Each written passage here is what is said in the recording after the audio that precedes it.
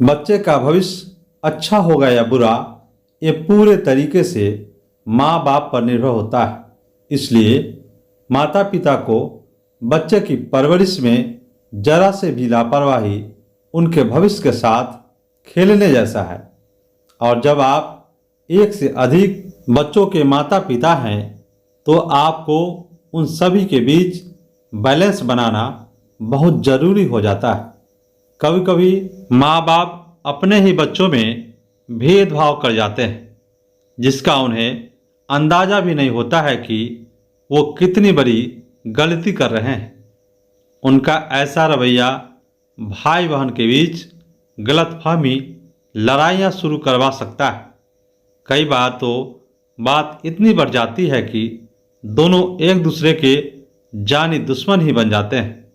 ऐसे में माँ बाप को थोड़ी सतर्कता, सावधानी और सूझबूझ अपनाने की ज़रूरत है, ताकि बच्चे एक दूसरे के दुश्मन नहीं बल्कि सबसे अच्छे दोस्त बनकर रहे। हालांकि हर माँ बाप चाहते हैं कि उनके बच्चों के बीच प्यार हो, और उनकी कोशिश भी होती है कि उनके बच्चे जिंदगी भर एक साथ जुड़े रहें। लेकिन कई बार माँ बाप की छोटी सी भूल बच्चों के दिलों में एक दूसरे के लिए नफरत भर देती है, जो समय के साथ बढ़ती जाती है। तो चलिए जानते हैं कि माँ बाप को क्या नहीं करना चाहिए। जब आप दूसरी बार माँ बाप बनते हैं तो पहले वाले बच्चे की तरफ आपका ध्यान थोड़ा कम होने लगता है। कई बार तो आप बड़े बच्चों को एकदम से इग्नोर ही कर देते हैं, जिसके कारण वह या तो बहुत शांत हो जाता है या फिर बहुत गुस्सैल, और फिर वह कुछ चीज़ें तोड़ना शुरू कर देता है। छोटे वाले बच्चे को देखकर चिढ़ने लगता है।